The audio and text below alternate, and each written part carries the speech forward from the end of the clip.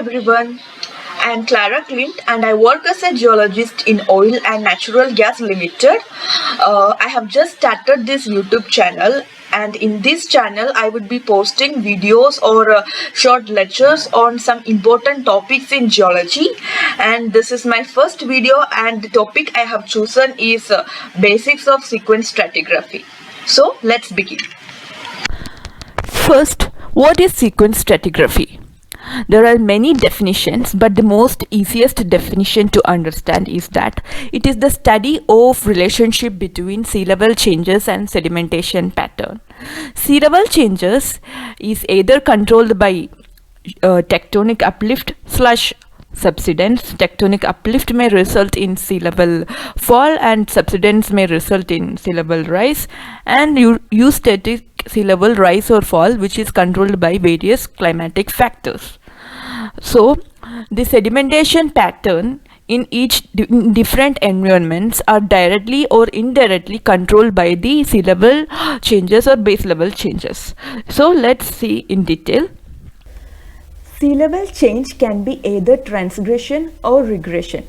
In transgression, there is a relative sea level rise and the shoreline moves landward.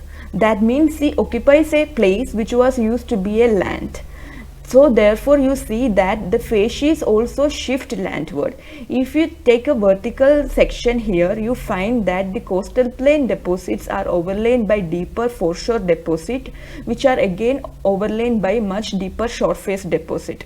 And we all know that towards the sea, finer sediments are deposited and coarser sediments are deposited in the landward direction.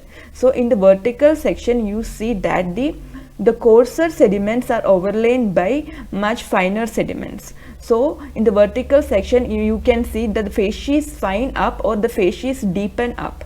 This type of pattern is known as retrogradational pattern, which are the characteristics of regressive setting. Regression can be either normal regression or forced regression.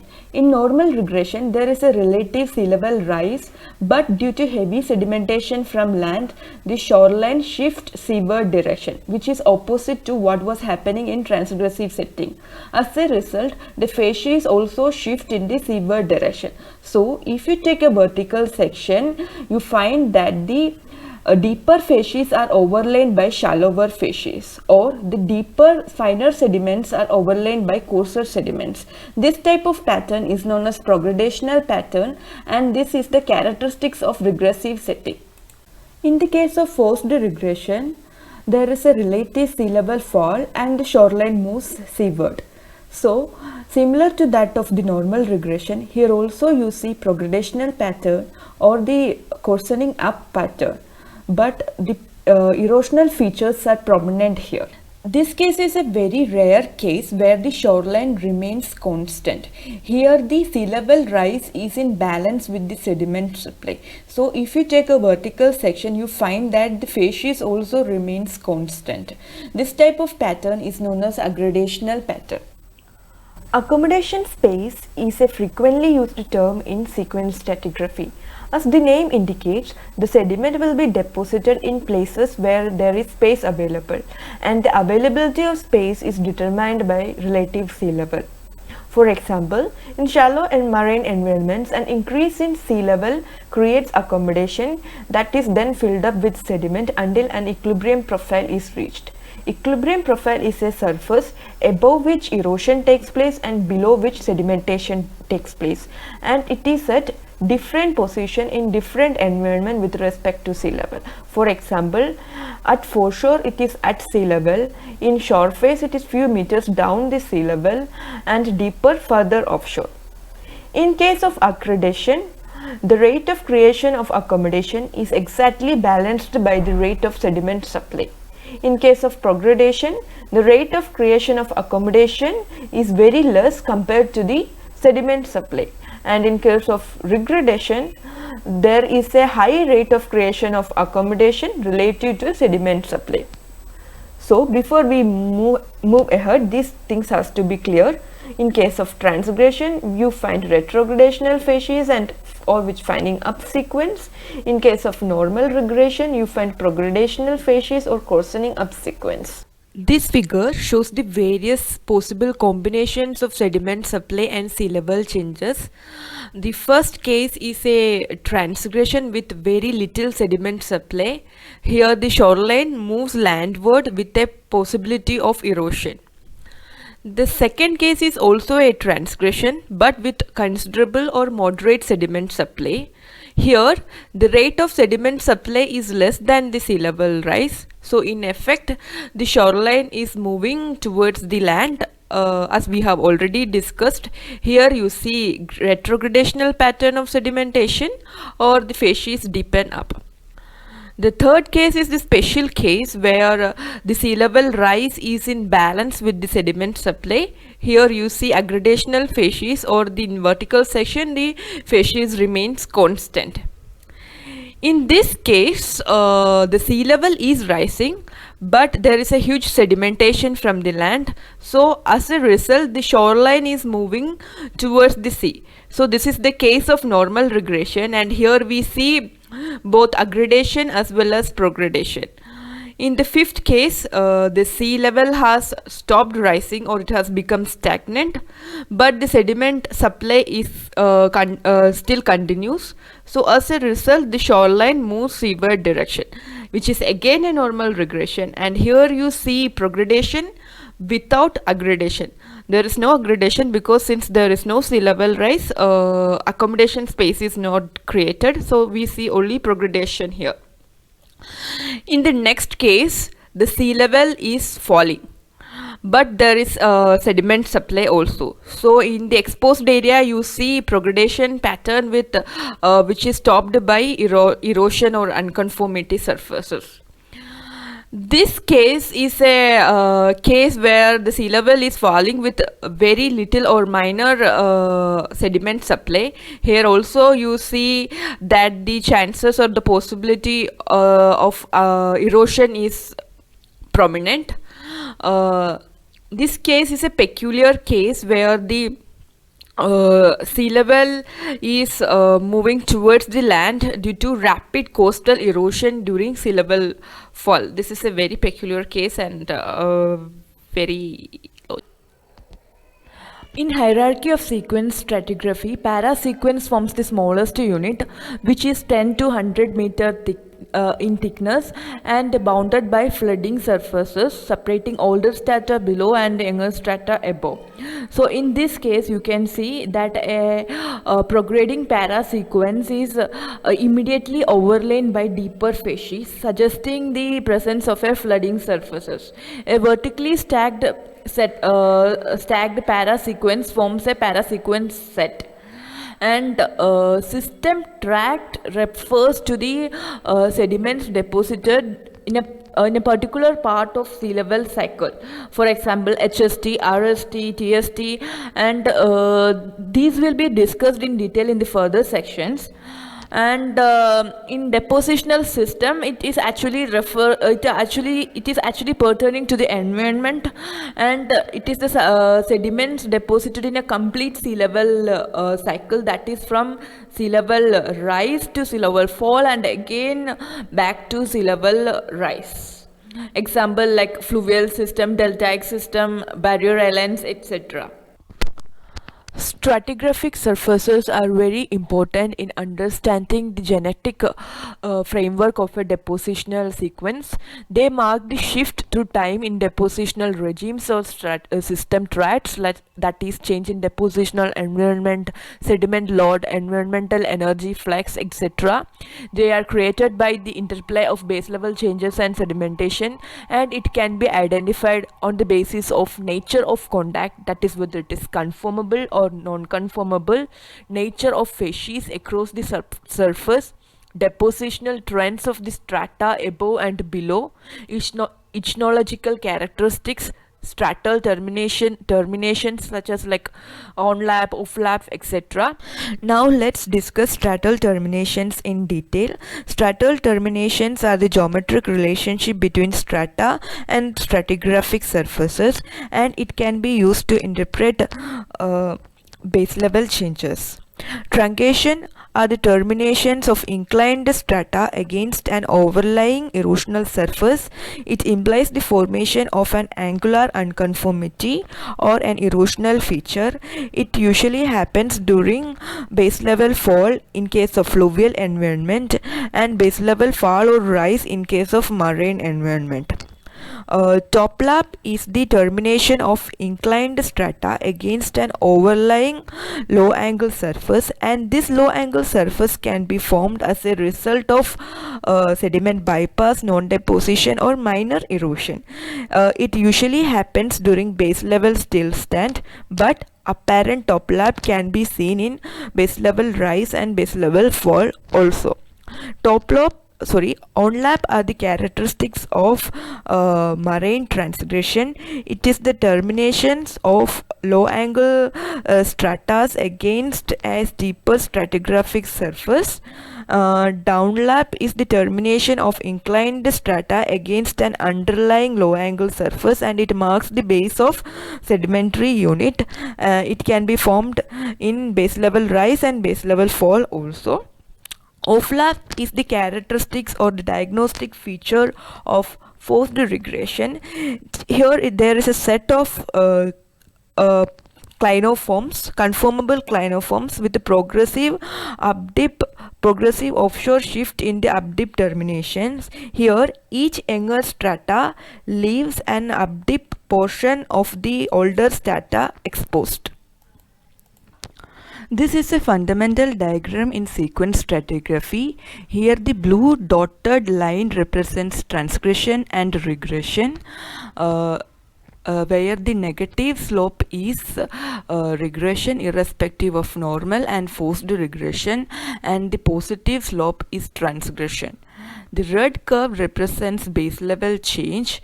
Positive slope is base level rise and a negative slope is base level fall, and the corresponding black curve represents how fast or how slow the base level is changing. That means it is the rate of base level change. And you can observe one thing, that the base level curve is not coinciding with your transgressive regressive curve.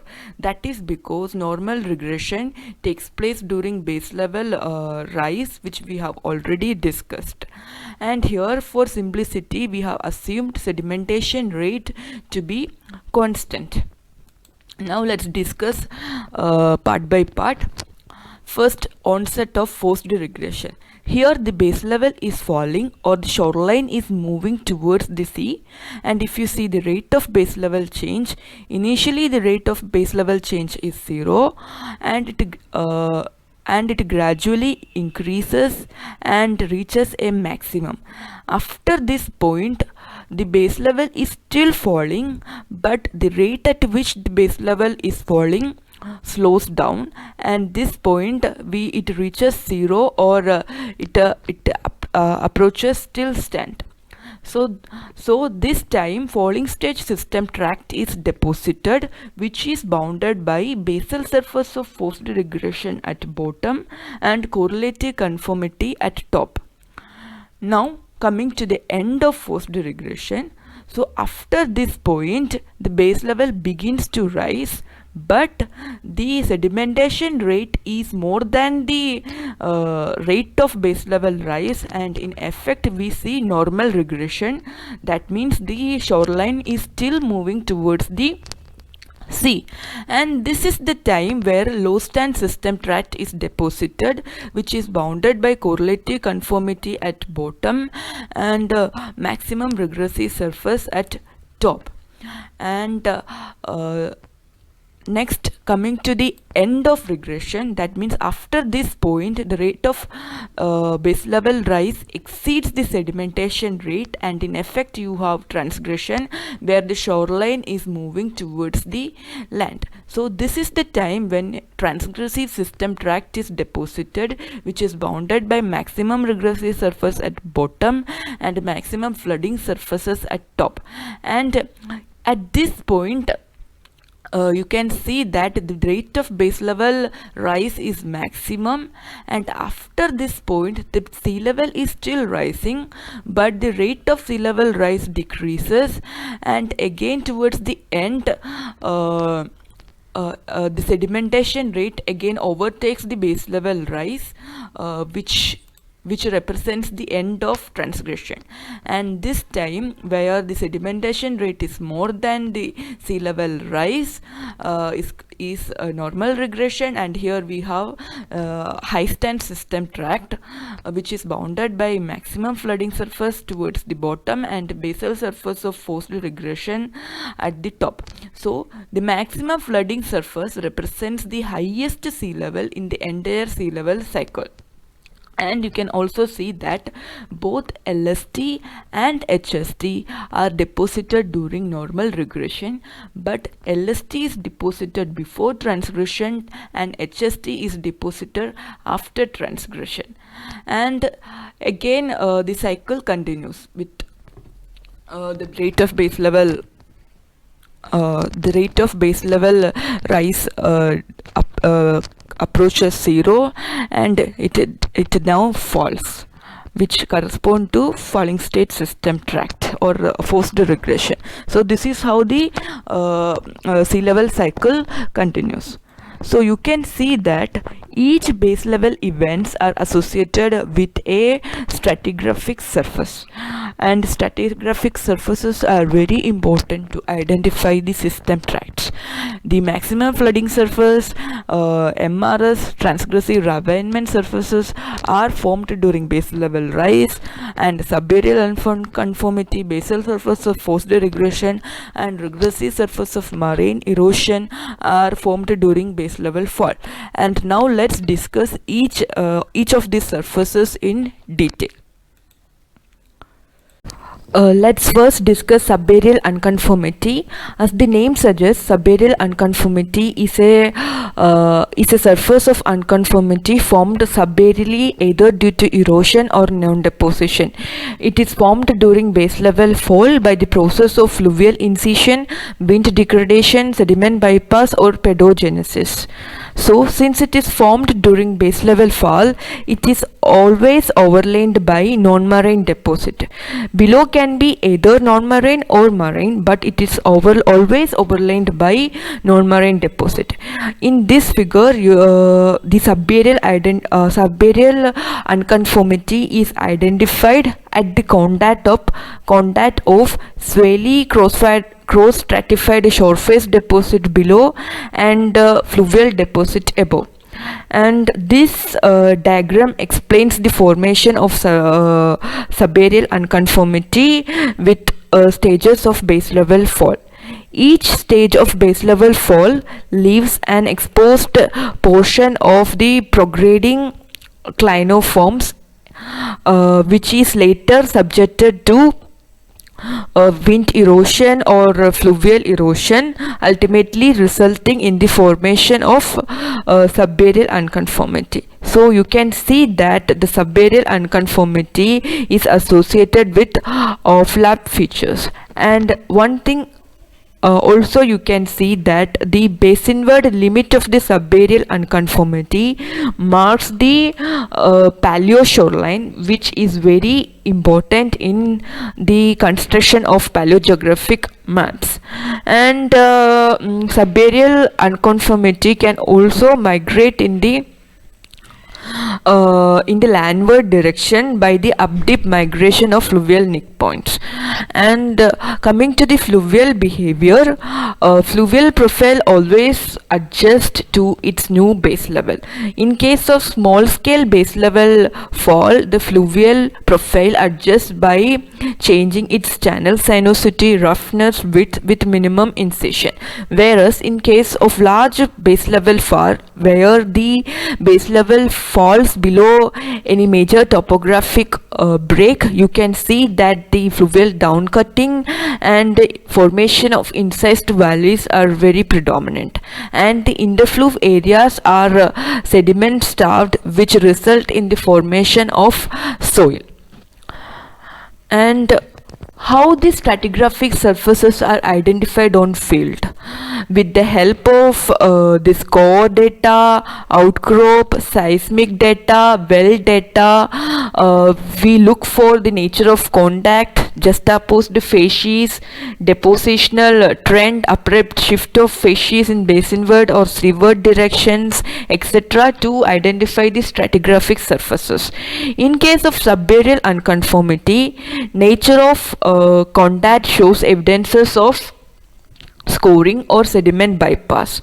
Coming to the facies, as I have mentioned below, can be either moraine or non-moraine, but it is always overlaid by non-moraine deposits. But in some cases, where during transgression, transgressive ravinement surface may rework this subaerial unconformity with no fluvial or non-moraine deposits in between.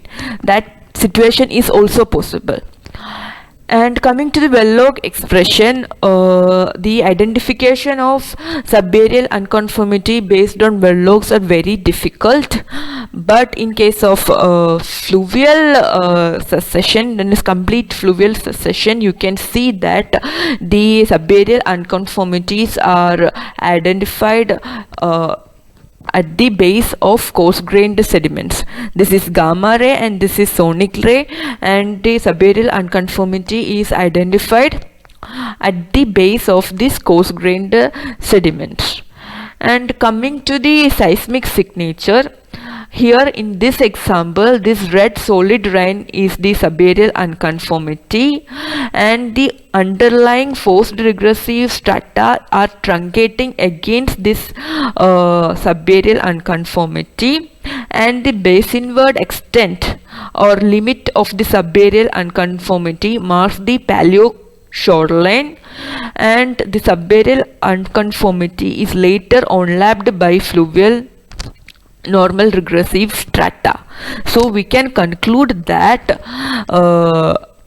to identify or the subaerial unconformity can be identified with the help of truncation, where the stratas below truncates against the subaerial unconformity and the strata above overlaps the subaerial unconformity, and the surface itself, the subaerial unconformity itself, is associated with overlapping features. That's all about the subaerial unconformity. Now let's move to correlative unconformity. Correlative conformity can be seen as the paleo seafloor at the end of forced regression, or it is the surface that separates forced regressive strata below and normal regressive strata above. It can also be visualized as the youngest clinoform, or the top of the youngest clinoform of the forced regressive strata. This is the subaerial unconformity, this is the paleo shoreline, and this is the paleo seafloor or correlative conformity. Hence, the correlative conformity can be correlated with the seaward termination of subaerial unconformity. Another thing is that the preservation potential of correlative conformity is better compared to subaerial unconformity or basal surface of forced regression, because this is followed by base level rise, where there is accommodation or increase in accommodation space. That's why this is better preserved. Coming to the diagnostic features, in the well log expression, especially in the shallow marine environment, correlative conformity, we see correlative conformity as a conformable surface within a prograding and coarsening upward sequence. Hence, it is difficult to identify correlative conformity with the help of well log, especially in the case of shallow marine environment. Whereas in deep marine environment, the correlative conformity is proposed to be mapped over the top of a prograding and the coarsening up submarine fan complex, which is overlaid by fine-grained gravity deposits. The gravity deposits are fine-grained because due to the subsequent rise in sea level, the sediment tends to entrap within the shallow marine environment, and as a result the sediment supply to the deeper marine environment is restricted.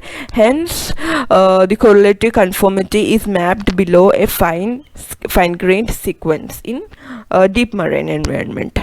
And in case of seismic signature, the correlative conformity is, as the correlative conformity is the top of the youngest clinoform associated with the forced regressive strata, overlap signatures can be seen, and it is overlaid by prograding clinoforms of low stand regressive strata that downlaps the correlative conformity. Let's move to basal surface of forced regression. Basal surface of forced regression is defined as the paleo seafloor at the onset of forced regression, whereas the correlative conformity, which we have just discussed, is the paleo seafloor at the end of forced regression. BSFR can also be defined as the base of all deposits that accumulate in the marine environment during forced regression. It is a conformable surface separating high stand system tract below and falling stage system tract above, and here both below and above strata shows progradational trends. The preservation of BSFR depends on factors like the magnitude of sea level fall, the seafloor gradient, wave equilibrium profile, etc. In case of high magnitude fall, the subaerial exposure of the entire shallow marine seafloor may occur, and hence the chance of preservation decreases, whereas in case of low magnitude fall, the preservation is better. And in river dominated settings where the angle of repose of the clinoforms are greater than 1 degree, BSFR has greater chance of preservation. This is because this is the case of a river dominated environment. So in here, since the seafloor is steeper and much deeper than the fair weather wave base, it is unaffected by the wave scoring and erosion. Hence BSFR has greater chance of preservation. Whereas in case of wave dominated environment where the angle of repose is less than 1 degree, the preservation potential of BSFR is comparatively less. So this is the case of wave dominated environment. Here BSFR, which is this dotted line, has greater chance of preservation adjacent to the shoreline, whereas beyond this lever point it is reworked by regressive surface of marine erosion. So lever point is actually the balance of sediment accumulation and sediment erosion that is determined by the wave equilibrium profile. So seaward of lever point erosion occurs, and landward of lever point sediment accumulation occurs. So hence the BSFR is preserved landward and adjacent to the shoreline. And here we can see with the subsequent base level falls how the wave equilibrium profile and the lever point are changing. Another thing is that it is not shown in this figure. Much deeper where the seafloor is unaffected by the fair weather wave base, again the basal surface of forced regression is preserved. So we can say that BSR may be preserved in two distinct areas separated by a zone of wave scoring, which is defined as the regressive surface of marine erosion, which we will discuss later.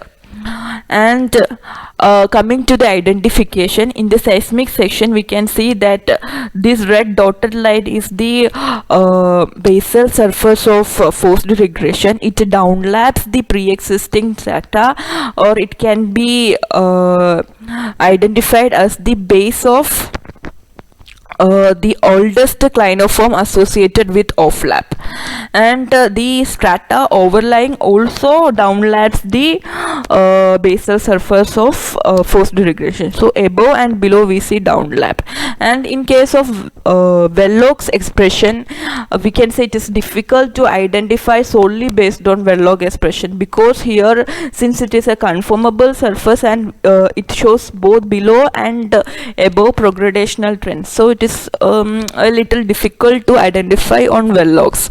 Whereas in deeper marine environment, the basal surface of forced regression is taken at the base of a prograding subaerial marine flank, which is underlined by pelagic sediments. That's all. Now let's move to regressive surface of marine erosion. Regressive surface of marine erosion forms during forced regression in wave-dominated settings where the seafloor gradients are low. The formation of RSME we have already discussed along with basal surface of forced regression. The basal surface of forced regression is reworked by regressive surface of marine erosion, where the seafloor gradient is less than the wave equilibrium profile.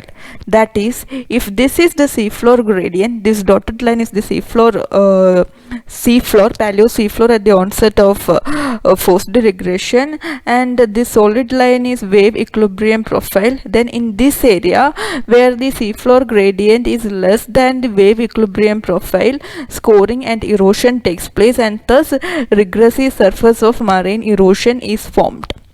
With further drop in sea level, the wave equilibrium profile changes accordingly, and thus regressive surface of marine erosion extend basinward. If we see in detail, here the first figure represents onset of forced regression. This the strata which is already deposited is normal regressive strata or high stand system trat.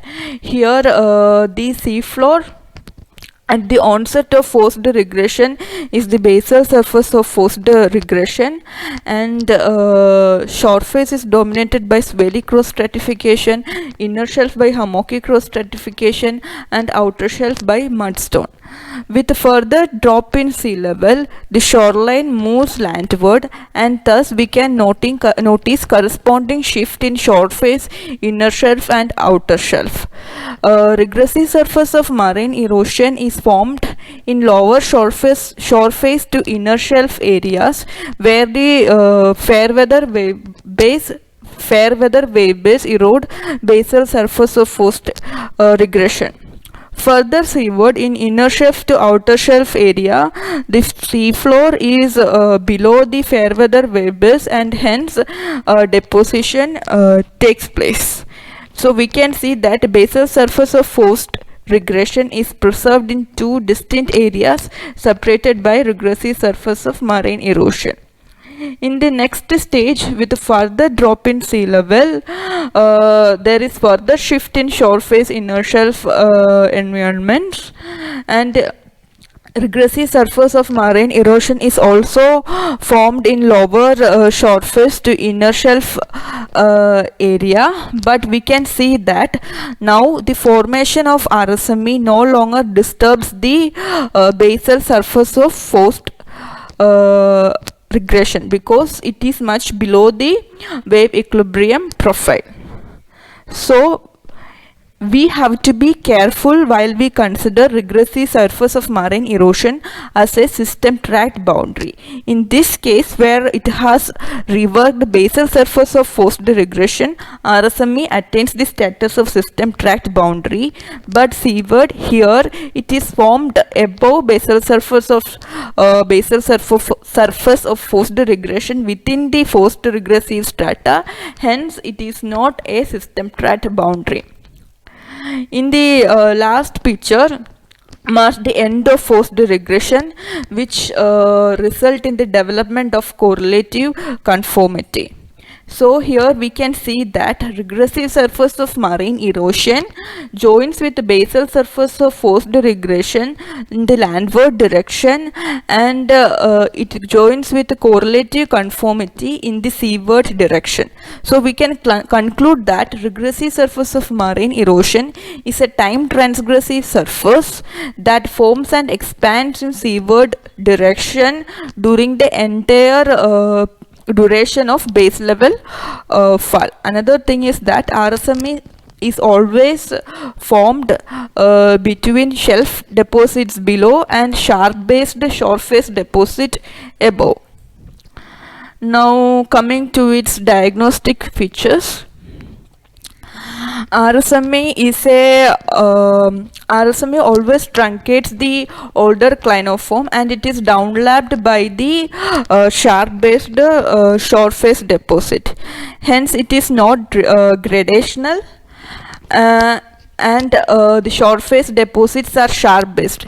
Therefore it makes it easier to identify on well log expression. Here RSME is identified below this sharp based shore face deposit. Another thing is that in the basinward direction in this profile we can see that the shore face deposits are thickening, because this pack includes both FSST and LST. Correlative conformity is gradational, and it is difficult to identify on well logs. And another thing is that in this profile here RSME is seen to develop in profiles C, D and E.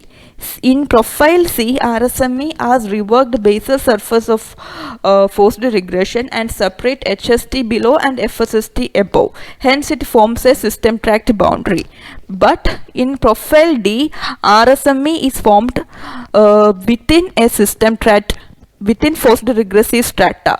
You can see correlative conformity above and basal surface of forced regression below. Here it doesn't attain a system tract boundary status. And again in the profile E, it is marked, RSME is marked on the top of forced regressive deposits. Here again it attains the status of a system tract boundary. So far we have discussed basal surface of forced regression and correlative conformity that bounds falling state system tract. Now let's discuss maximum regressive surface, which marks the end of regression. What happens here is that the base level which was falling during forced regression begins to rise after correlative conformity. But due to high sedimentation rates, the shoreline continues to move in a seaward direction, hence making it as normal regression.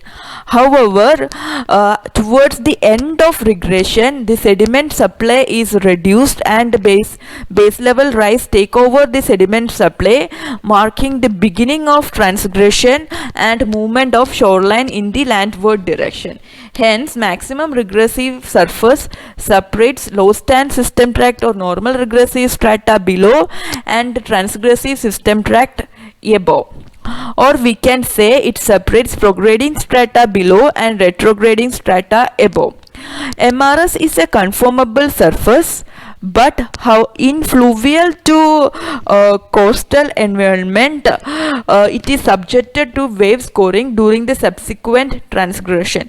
At some places the transgressive ravagement surface, the subaerial unconformity, MRS, all are amalgamated into one single surface, where the transgressive ravagement surface erodes TST and LST. In deep marine and in shallow marine environment, the preservation potential of maximum regressive surface is comparatively better. In deep marine, the identification of MRS is difficult because it is formed at a stage where sediment supply to offshore is drastically reduced. and in continental slope it is identified as the youngest prograding clinoform overlapped by transgressive system tract. In shallow marine environment it is the top of coarsening upward deposits. In coastal to fluvial areas, again the identification of maximum regressive surface is very difficult and challenging. This is a dip oriented cross section that passes through fluvial and estuarine facies. Here the low stand deposits is composed of amalgamated braided channel fills, and transgressive system tract is composed of meandering channel fills within floodplain deposit and estuary facies. So here the MRS is identified at the base of the earliest estuarine facies, and with further transgression the fluvial and estuarine contact diverges from the maximum regressive surface and progressively become younger in the upstream direction compared to maximum regressive surface. Hence it is a highly diachronous surface. This fluvial to estuarine contact is a highly diachronous surface, and it is identified as a within trend facies contact within transgressive system tract. And MRS is a comparatively low diachronity surface. From the base of the earliest estuarine deposit it can be traced between amalgamated braided channel fills below and isolated meandering channels above. This is because during the onset of transgression in the estuary is formed that decreases the fluvial energy. As a result, fluvial deposition changes from braided deposition to meandering deposition. So hence MRS marks the transition from braided to meandering deposition. However, it is not same always. There are cases, especially in case of incised valleys, where the meandering deposits are identified as low stand deposits. But in regional scale, MRS is identified between braided channel fills and meandering channel fills. So MRS is the youngest prograding clinoform, and it downlaps the pre-existing strata in the marine environment, and towards the non-marine or in the coastal area MRS onlaps the subaerial unconformity. So this white arrow separates non-marine deposition and marine deposition. So in the marine part it is downlapping the pre-existing clinoforms. In the non-marine part it is onlapping the subaerial unconformity. The subsequent transgression, during the subsequent transgression, the transgressive system tracts onlaps the maximum regressive surface. This is a very crucial and very important characteristics which help us to identify MRS. This that is onlapped by the transgressive system tract, and it is a conformable surface. And if you see the well-log expression, identification of MRS from well-logs are easier compared to other surface. For example, in shallow marine environment it is identified on the top of coarsening up sequence, and it is overlaid by fining up sequence. Here we can see decreased values of gamma ray correspond to coarsening up of progradational pattern, and MRS is identified on the at the lowest gamma ray, which is the top of coarsening up sequence. And in fluvial estuarine environment it is identified at the base of the earliest backstepping estuarine facies and on the top of fluvial braided deposits. In fluvial environment it is identified between fluvial braided deposits and fluvial meandering deposits. Here the blocky pattern in the gamma ray is the indicative of fluvial braided deposition, and this fluvial meandering is characterized by this type of serrated signature in gamma ray. And also MRS in marine environment, MRS can be identified at sand shell contact if the transgression is rapid. This is because when the transgression is rapid, the sediment supply is cut immediately, which marks an abrupt shift in facies. However, when the transgression is lower, the sediment supply cutoff is gradual, and hence the sand shell contact is much above than the maximum regressive surface. So we have to be careful. Now let's discuss about maximum flooding surface. Maximum flooding surface marks the end of transgression. It happens during base level rise at the point when sedimentation rate outpaces the base level rise. This shoreline, which was moving in landward direction, begins to move in seaward direction. Hence, maximum flooding surface marks the transition from transgression to subsequent normal regression. It separates retrograding or finding upward sequence of transgressive system tract below and prograding or coarsening up deposits of high stand system tract above. Away from the shoreline, in the deep marine or outer shelf areas, MFS is often associated with condensed sections. This is because of the limited supply of sediment, and wherever condensed section is associated with MFS, it shows the presence of gluconite, siderite and other carbonates or biochemical precipitates. And another thing is that around the shelf edge area, TST may not be deposited. Hence, transgressive system tract consists of two separate wedges, one in continental shelf and other in deep marine environment. So this TST or these wedges are topped by maximum flooding surface.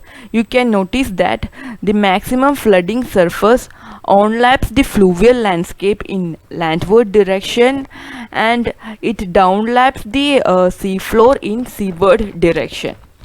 And as the maximum flooding surface is overlaid by prograding and aggrading high stand system tract, the preservation potential of MFS is comparatively high due to its broad extent and its association with fine-grained low energy systems. MFS are easier to identify and serve as a very important stratigraphic marker. It is often conformable except in upper slope and outer shelf regions where lack of sedimentation coupled with the sea level rise leads to erosion. And in areas where TST is absent or not preserved, MFS reworks maximum regressive surface, and in such cases MFS is associated with a lithological contrast but separates two prograding stratas. In coastal areas, MFS is on the top of the youngest estuarine facies. Landward from the coastline, evidences of tidal influence help to identify MFS. Further upstream, MFS correspond to highest water table relative to the land surface, which when given low sediment supply and right climatic condition would result in the development of peat. Hence, maximum flooding surfaces are usually associated with regional coal seams. Across the MFS, an increase in fluvial energy and shift from meandering to braided pattern can be observed. This is because with subsequent normal regression, the river mouth shift in seaward direction, and it triggers a subsequent shift in the fluvial facies also. Hence, the low energy meandering facies is overlapped by or overlaid by braided high energy braided fluvial system. But this is not always the case. Continuous coastal aggradation in transgression and subsequent normal regression decreases the gradient of fluvial graded profile, and subsequently it decreases the fluvial energy unless it is acted by some tectonic forces.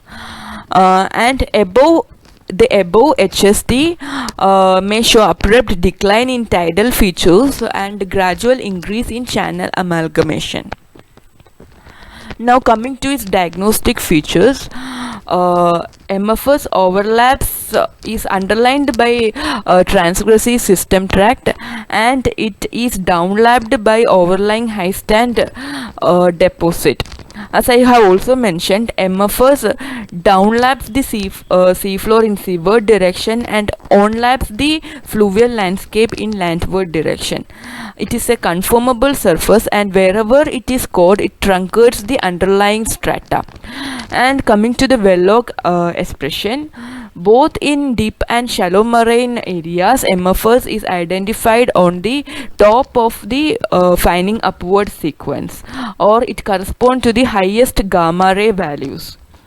And in coastal areas, MFS is identified on the top of estuarine facies that is overlain by delta plane of high stand system tract. Further upstream, as I have discussed, MFS marks rising water table, and it is overlain by high stand system tract that shows increasing channel amalgamation. And wherever the TST is absent, MFS reworks the maximum regressive surface, and such cases MFS is associated with a lithological contrast and separates two coarsening upward secessions. So far we have discussed stratigraphic surfaces that bounds the system tracts. Now let's discuss each system tracts one by one. First, let's begin with high stand system tract, which forms the base of all regressive deposits. High stand system tracts are deposited during normal regression that follows transgression. It shows both aggradational and progradational trends. It is bounded by maximum flooding surface at the bottom and subaerial unconformity, basal surface of forced regression, and oldest portion of regressive surface of marine erosion at the top. The bulk of HST consists of fluvial deposits, coastal deposits, and shoreface deposits, which together forms the high stand prism.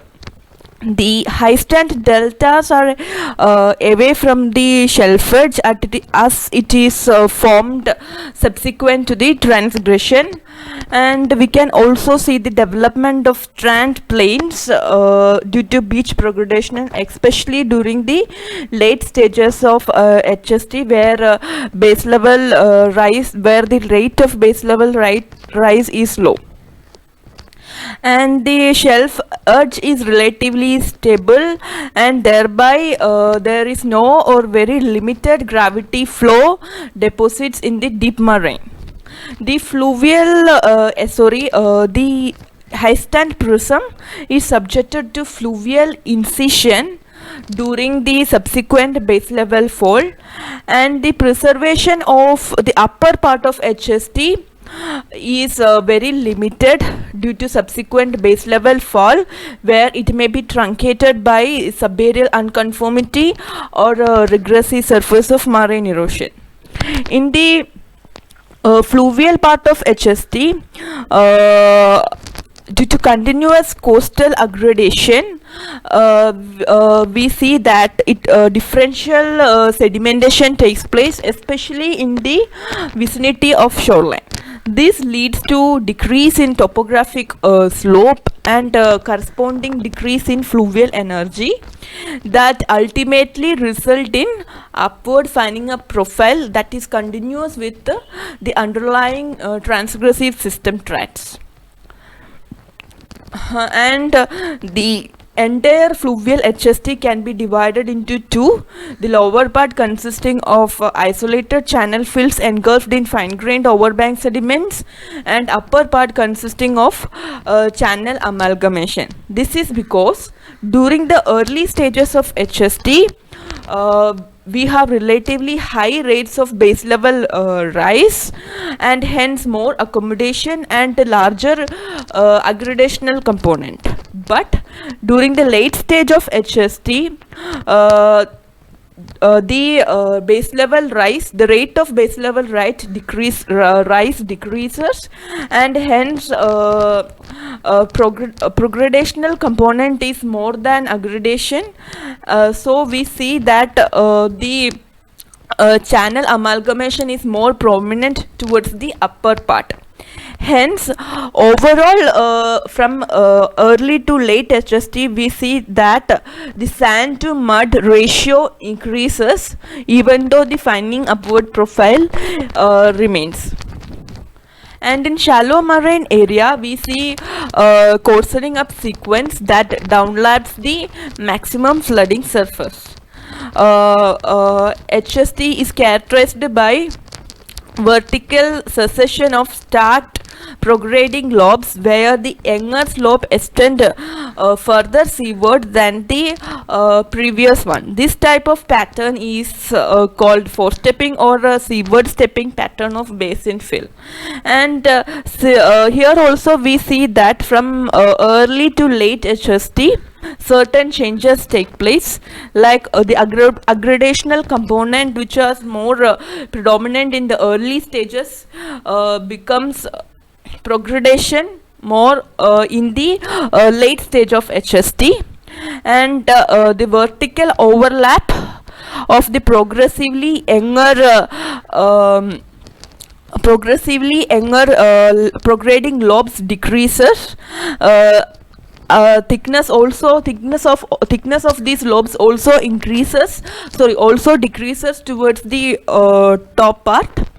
And as the accommodation is limited during the HST, during the late stages of HST, the youngest coastal to shore face sandstone of HST tend to have wider geographic distribution and hence better reservoir connectivity. At the same time, the gradual lowering of the fluvial energy during HST indicate that the late high stand deltas are fine grained, but it also shows coarsening upward trend as the delta front progrades over the delta plane.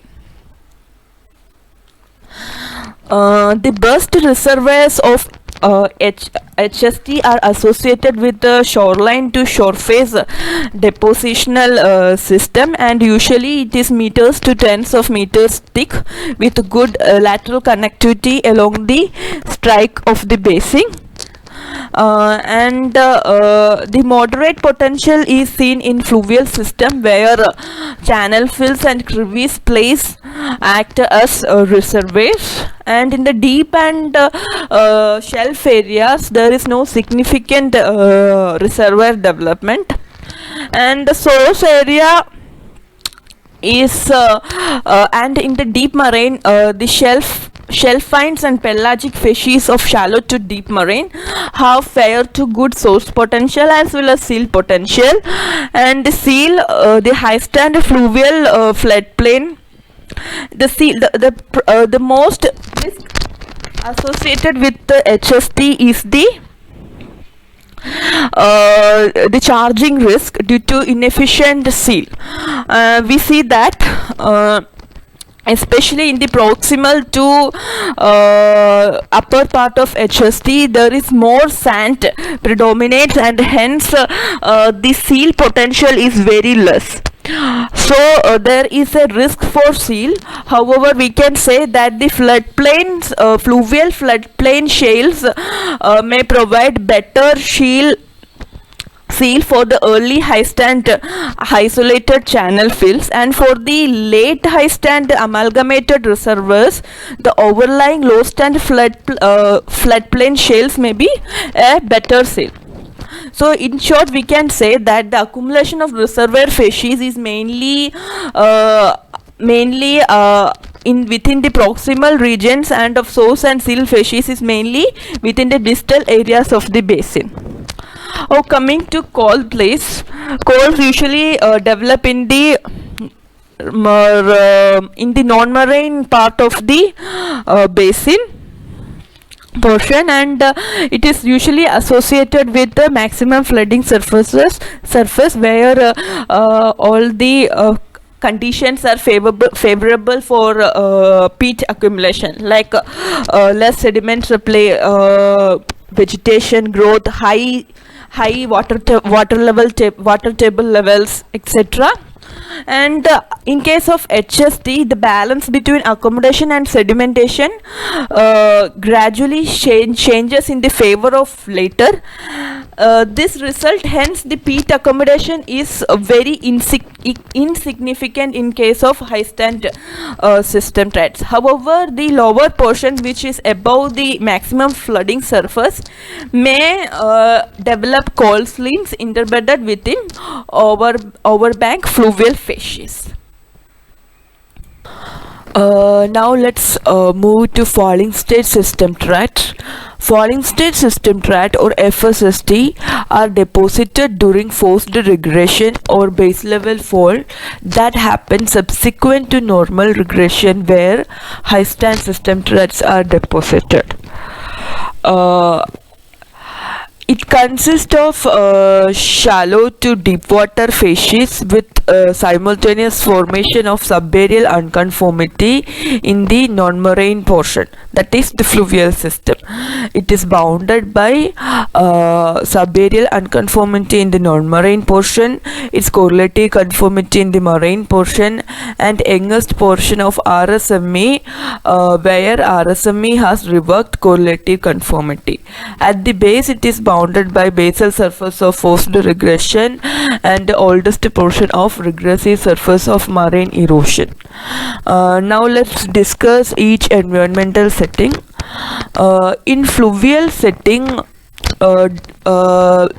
the forced regression, during forced regression, either fluvial incision or sediment bypass take place, and for fluvial incision it is must that the base level should fall below a major topographic break such as depositional scrap or fault scrap or shelf edge. In this picture here, in the first case, we see that the base level has fallen from 1 to 2, and still a major portion of the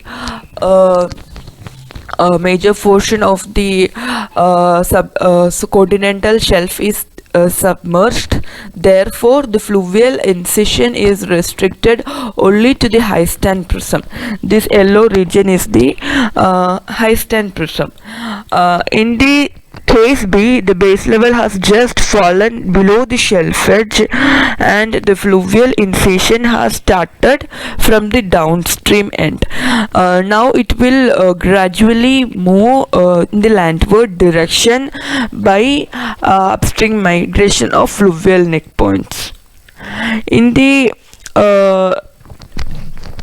last case, that is with further base level fall, we see that the entire fluvial system is incised. Here the complete continental shelf and slope is exposed, and which leads to the complete fluvial incision. And now one thing you have to keep in mind, that not all base level fall leads to incised fluvial system, and as I have said, the base level should fall below a major topographic break to have incised fluvial systems. And the differentiation between incised and unincised valleys are very important, especially in the case of petroleum exploration. This table summarizes the difference between incised valley fills and unincised fluvial channels. The stratigraphic architecture is complex in case of incised valleys, where depositional system range from fluvial, estuarine and open marine. This is because the incised valleys will preserve the plain view morphology of the high stand rivers, and the subsequent system threat that are deposited would be trapped within this incised valleys, and these system traps also inherits this meandering pattern. So thus we see different depositional systems within the meandering within the incised valleys, and unincised fluvial channels have simple architecture, like it includes only fluvial deposits. The width to thickness ratio is low for the incised valleys, whereas it is high in case of unincised valleys. The tributaries would be also incised here, and if you see the well logs, you can see that in incised valleys there is an abrupt phase shift that show that do not show any correlation with the nearby wells. That it is a sign that it is an incised valley. But in case of unincised valley, you can see that this facies may these facies are better correlation with the surrounding wells. And the gas oil production is potentially very high in case of incised valley system and average in case of unincised valley system. This is because the full exposure of shelf and slope will lead to deep water reservoir formation, whereas the incomplete exposure would lead to mud-rich sediments in the deep water settings. Shallow marine settings are characterized by rapidly prograding and overlapping stacking pattern with simultaneous formation of deep water submarine fans. It is also characterized by the presence of detached shore face sand bodies, and due to the lack of accommodation we don't see the formation of alluvial plain, coastal plain or delta plain deposits on the top of shore face deposits, and the shore face deposits are overlain by seaward dipping subaerial unconformity. And you also notice that the clinoforms of the FSST gradually decreases in their height in the seaward direction. Another thing is that the grain size increases in the seaward direction. This is because due to base level fall, the fluvial gradient may steepen, and that delivers coarse grained sediment to the delta. And so thus in short we can say that the shallow marine setting consists of overlapping shore face lobes on the continental shelves, the inner and outer shelf macroforms, shelf edge deltas that downlap the continental slope and basin floor submarine fans. Again we see differences in low magnitude fall deposits and high magnitude fall deposits. In low magnitude fall, or we can say in the early stages of FR, we see that a major portion of continental shelf is still submerged. So this restrict the fluvial incision to the high stand prism. And another thing you notice that is that the delta is away from the shelf edge, and at the same time the delta becomes thin and wider towards the seaward direction. You see the shore face deposits which are detached and overlapping, and another thing is the formation of RSME. You see the RSME is formed here where the seafloor gradients are less than the wave equilibrium profile, and due to lowering of the wave burst, the shelf edge stability decreases and it triggers mud flow deposits in the deep water environment. And these mud flow deposits are characterized by generation of high relief basal groups due to the drag effect of the plastic flow. And another thing is that the shore face deposits are sharp based except for the earliest deposits which are gradational. In case of high magnitude fall or during the late stages of FR, the entire continental shelf is exposed, and the fluvial incision is no longer restricted to high stand prism.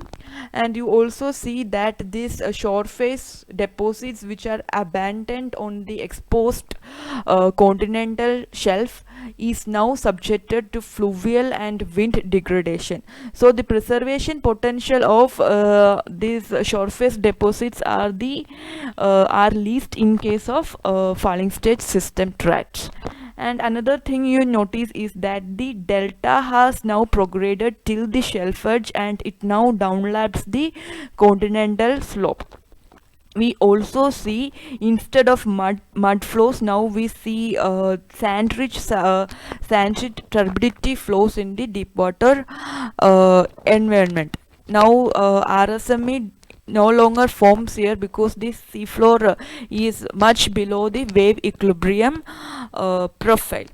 Another thing is that if you compare the mud flow and sandy turbidites, the mud flow deposits are more proximal towards the slope region than the sandy turbidites.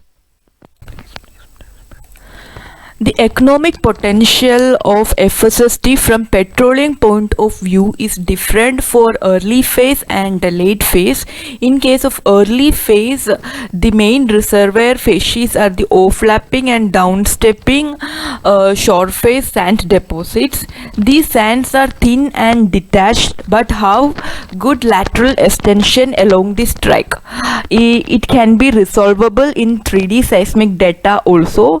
This is an amplitude extraction map, and we can see that these blue colored patches are the detached shore face sand bodies. In the fluvial environment, we don't see any significant reservoir development, as this area is mainly subjected to either downcutting or sediment bypass, and as well as in deep marine environment also no reservoirs are formed. In case of late phase, the main reservoir facies are the sandy turbidites in this basin floor, shelf edge deltaic lobes, strike oriented elongated sand bodies abandoned on the shelf. And these sand bodies which are abandoned on the shelf may be subjected to the wind and fluvial degradation, and as there is due to heavy fluvial incision and lack of accommodation, high density gravity flow result in the deep marine environment, and due to the high density nature, these turbidity currents tend to be overloaded, which favors channel aggradation and construction of levees on the continental slope. And as the turbidity current becomes unconfined, the frendels place accumulate relatively close to the toe, but distal but more far away from mud flows. And these channel plates and frondel plates are also good reservoirs. This is a seismic section here, and this is the deep marine part, and here the transparent and chaotic seismic facies marked as A correspond to the mud flow deposits, and overlying facies B is the sand-rich turbidite deposits. This is mapped by tracking the youngest clinoform associated with overlap. And the main risk associated with the exploration of coastal to shallow marine FSST is the lack of charge due to insufficient development of seal facies. But the overlying LST fluvial floodplain shales or fluvial or marine transgressive shale may seal the detached shoreline to shore face sands, and least risk is associated with deep water reservoirs. And in the entire stratigraphic sequence, we can say that the late phase or deep water reservoirs are having the least risk, because both underlying and overlying system threat provide good source and the seal facies. That was all about falling state system threat. Now let's move to low stand system threat. Low stand system threats are deposited during early stage of base level rise or during normal regression that take place prior to transgression. It is bounded at the base by subaerial unconformity and its correlative conformity in a non-marine and marine part respectively, and youngest portion of RSME where the continental shelf is partly submerged at the onset of base level rise following forced regression, and at the top it is bounded by maximum regressive surface. Depositional processes and stacking patterns are dominated by low rate aggradation and progradation. Low stand wedge includes fluvial to coastal deposits, shallow marine deposits and deep marine deposits. Another thing about low stand system threat are LST consists of the coarsest fraction of sediment in non-marine and shallow marine setting. In non-marine setting it forms the lower portion of the fining upward sequence, and in shallow marine setting it forms the upper part of the coarsening upward sequence. In case of deep marine environment, in contrast to the high density turbidites of falling state system tract, LST is characterized by low density turbidites. This is because due to rise in base level, we see there is an increase in accommodation space that leads to the trapping of coarser sediments within fluvial and shallow marine setting. So we see an overall fine-grained sediments or fining upward profile in deep marine setting relative to the underlying falling stage system threats.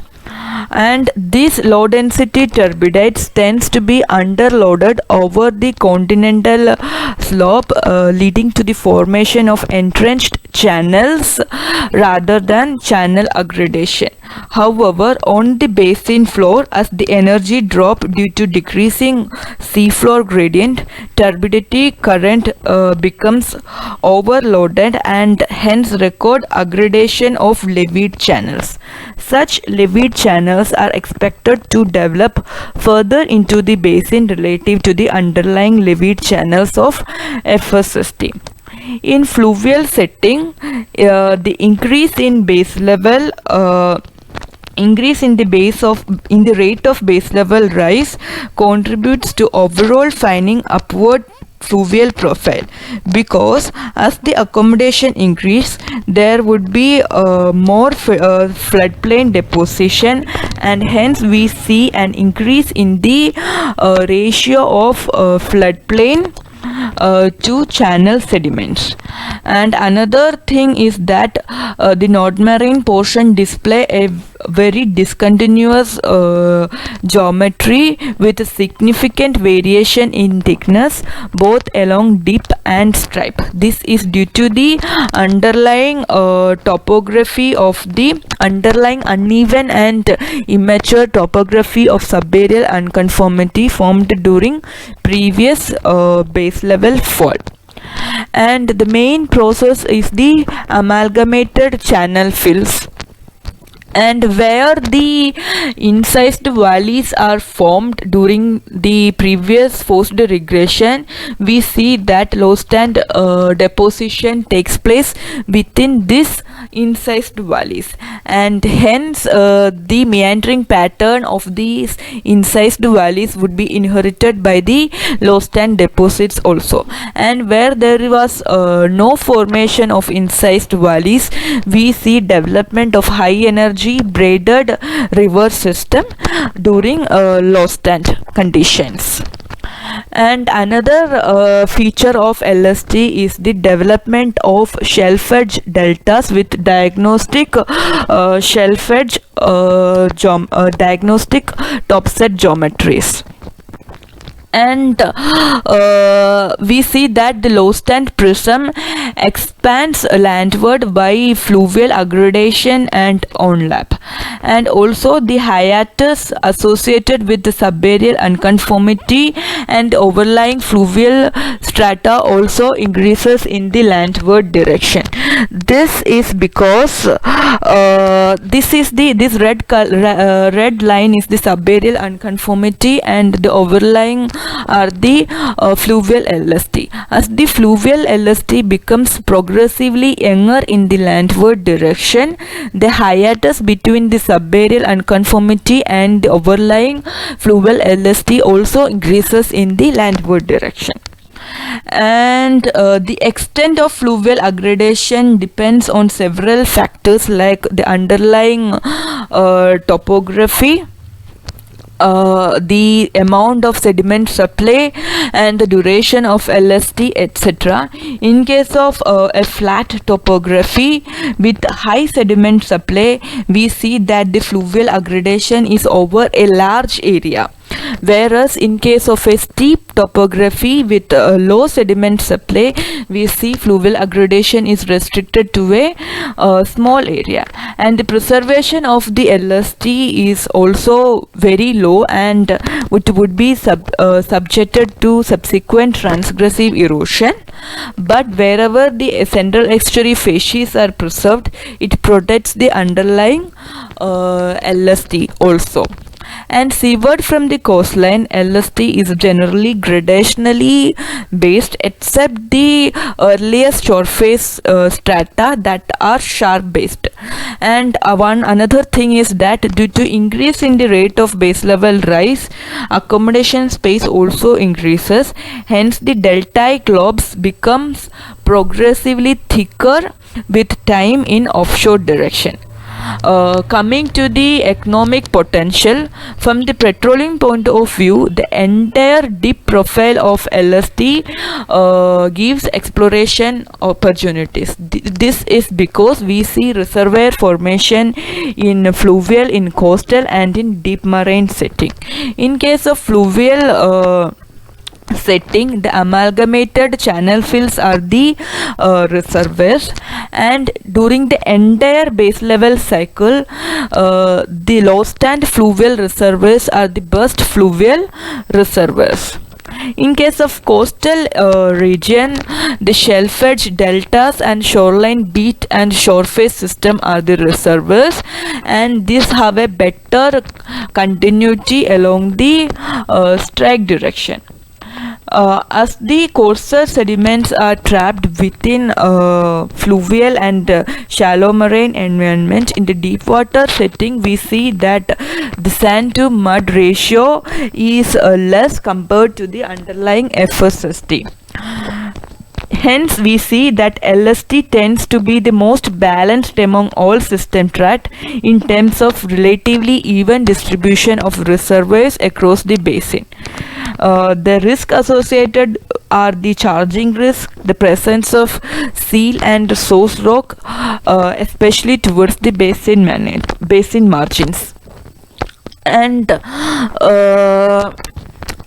the overlying transgressive shale may seal the reservoirs of LST, and also in the deeper portion of the basin, the low stand turbidites which travel further into the basin relative to the falling stage gravity flows stand a good chance to entrap hydrocarbon, because this is in contact with transgressive or low high stand source and reservoir facies both below and above. And coming to coal, we see that the LST, during LST the conditions are unfavorable for peat accumulation. However, due to increase in base level rise, overbank area may favor peat accumulation towards the end of LST or beginning of transgression. Now let's discuss on the last system tract, which is transgressive system tract. Transgressive system tracts are bounded by maximum flooding surface at the top and maximum regressive surface at the bottom. It it has diagnostic retrogradational stacking pattern. That means in the non-marine as well as in the marine portion, a transgressive system trait shows finding upward profile. During TST, what happens is that the rate of base level rise outpaces the sedimentation rate, and thus the sea level moves in the or the shoreline moves in the landward direction. As a result, there is a large creation of accommodation space. Hence, we see deposition in fluvial, coastal, shallow marine, and deep water settings. But during transgression, a huge amount of sediment is trapped in the fluvial and coastal areas. This reduces the supply of sediments to the deep water settings. Hence, in transgression, the accommodation takes place. Sorry, primarily the deposition takes place close to the shoreline, with a correlative condensed section in the deep water settings, and around the shelf edge, due to lack of sediment supply and shelf edge instability due to rapid sea level rise, there is no deposition. Hence, TST is composed of two separate wedges, one on the continental shelf that overlaps the subaerial unconformity, and other on the deep water settings that overlaps the continental slope. Hence, TST is characterized by fluvial overlap, coastal overlap, and marine overlap. In the fluvial part of the TST, as I have mentioned, we see finding upward profile.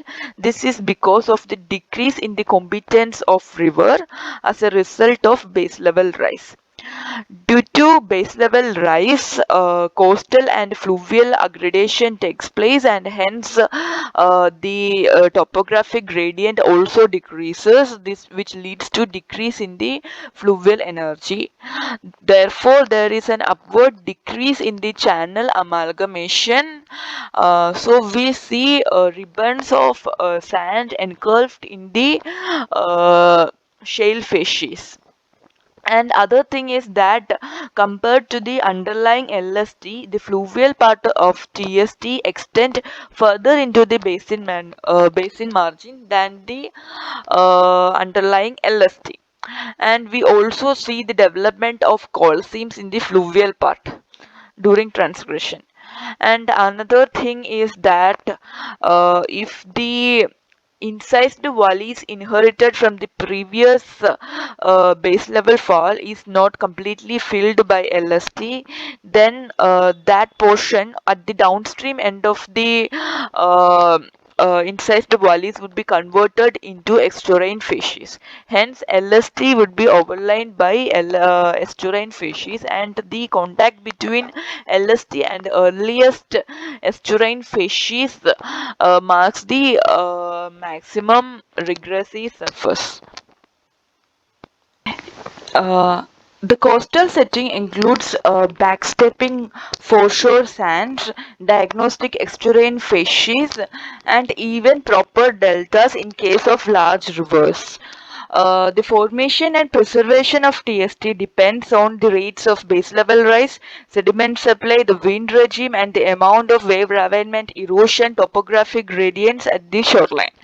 Two types of coastline are there: erosional coastline and aggradational coastline. In case of erosional coastline, it has steep topographic gradients, hence the fluvial energy, wave ravinement, erosion, and slope instability are higher, which leads to coastal erosion, and hence the transgressive coastal and fluvial deposits are likely to be missing in case of erosional coastline. Uh, in aggradational coastline, it is characterized by low topographic gradients, hence there would be weak transgressive erosion and high rates of base level rise that promotes coastal aggradation. And hence the transgressive coastal and fluvial deposits would be preserved and are likely to show retrogradational and progradational patterns depending on the balance between base level rise and sedimentation.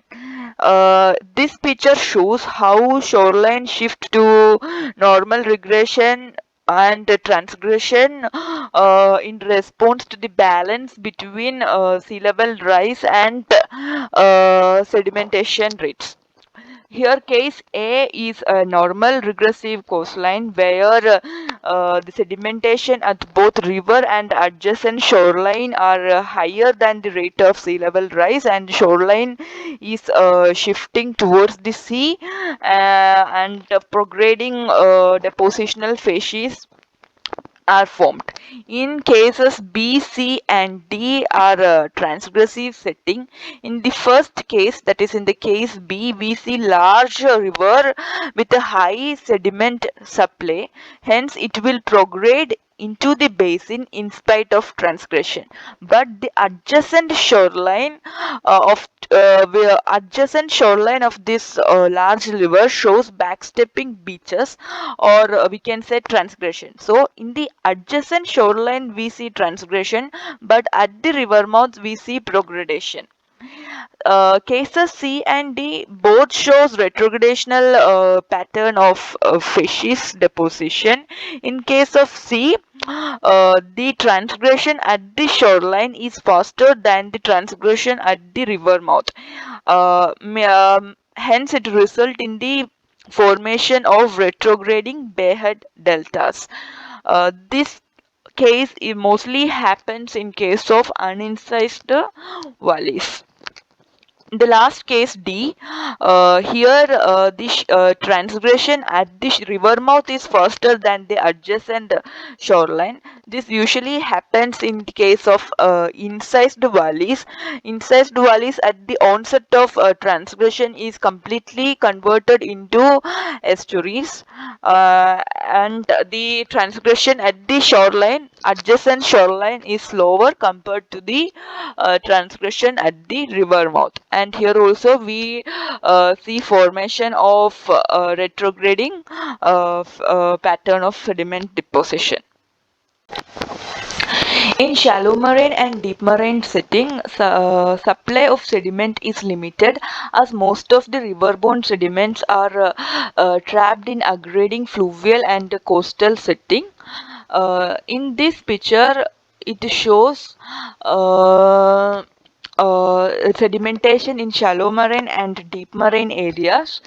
Apart from the riverborne sediments, an additional source of sediment is supplied by the wave erosion in the upper shore face area, and these sediments are transported landward during fair weather to form backstepping beaches and estuary mouth complexes, and they are dispersed seaward during storm surges and by tidal currents to form sand sheets and shelf ridges. Shelf sand sheets are 1 to 3 meter in thickness and have a better lateral continuity. Shelf ridges are sand prone and they overlie wave ravenement surfaces and tends to be oriented parallel to the tidal current. Transgressive lag deposits are the coarsest fraction of sediment left behind after erosion. And the healing phase deposits tends to fill the bathymetric lows in order to re-establish the seafloor gradient. They mainly form in deep marine area and to some extent in the upper shore face and shelf setting, where they smoothen out the topographic irregularities. In the deep marine portion, they reduces the slope differences, gradient differences between continental slope and the seafloor. They are asymmetrical with a steeper slope towards the landward side, and they overlaps maximum regressive surface.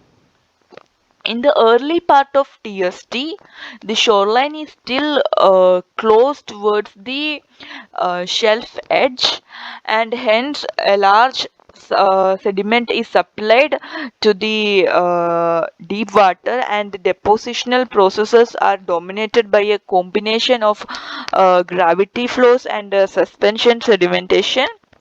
The resulting lower portion of the healing phase is relatively coarse-grained and may include significant amount of sand. And apart from this healing phase deposits, we also see the formation of submarine fans and the gravity flow, forms the which leads to the formation of the submarine fans are low density type, similar to that of the low stand system tracks. They are underloaded over the steep continental slopes and overloaded over the basin floor. Since the shoreline is still close towards the shoreline, these low density turbidity currents supply sands to the deep water setting. During the late stage of transgression, the shoreline is very far from the continental slope, and hence no riverborne sediment is supplied to the deep water setting. And we also see the formation of these shelf ridges and sand sheets.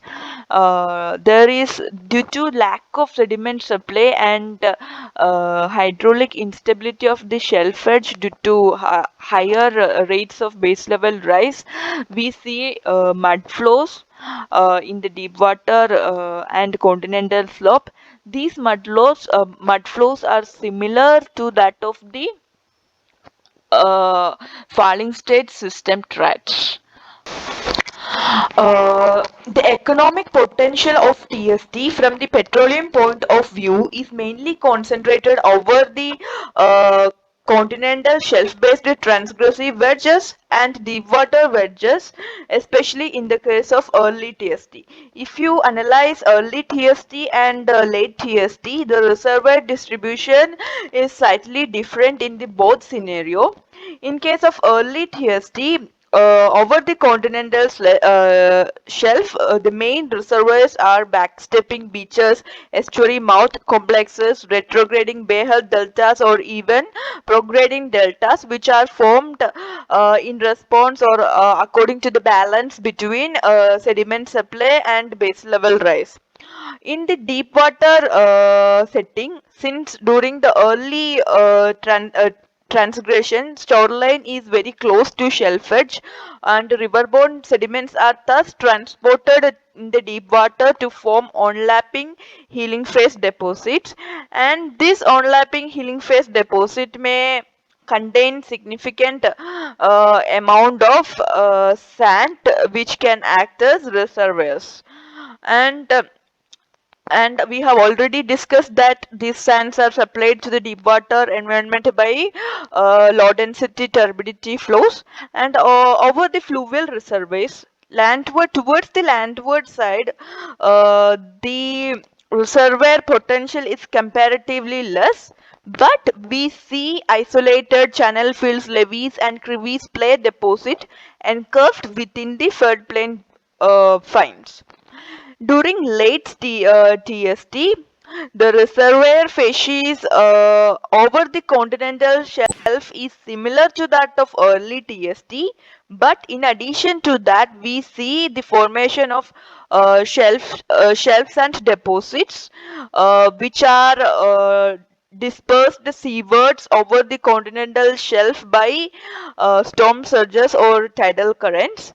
And in case of deep water settings, since the shoreline is very far from the shelf edge, no coastal sediments or no riverborne sediments are supplied to the deep water setting. Hence, we don't see any reservoirs over the in the deep water setting during late TST, and it is mainly dominated by mud flows.